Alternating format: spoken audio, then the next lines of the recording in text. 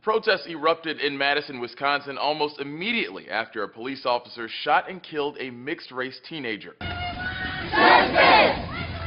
Now! People flooded the streets Friday night and continued into Saturday to protest the killing. Authorities have not released the name of the man who was killed, but media outlets have identified him as 19-year-old Anthony Robinson. Madison police say they encountered Robinson after receiving calls that a man had committed battery and was jumping in and out of traffic. Robinson, who was allegedly behind the disturbance, eventually ran into an apartment.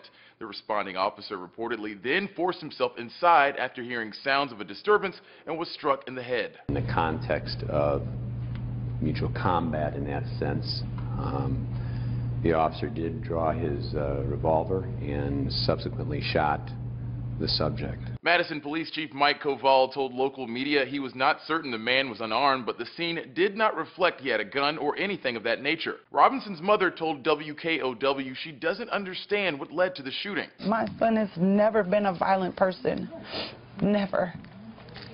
And to die in such a violent way it baffles me. Wisconsin law requires officer-involved shootings such as this one to be investigated by an outside agency, so Wisconsin's Department of Justice will be looking into the incident. The protests following the shooting followed demonstrations in Ferguson, Missouri and Staten Island, New York from last year. In both those cases, unarmed black men were killed by police. The Madison protests were organized by the Young, Gifted, and Black Coalition, a group that formed in the wake of Ferguson. Protesters on Saturday were marching from downtown Madison to the location where Robinson was killed. For Newsy, I'm Christian Bryant.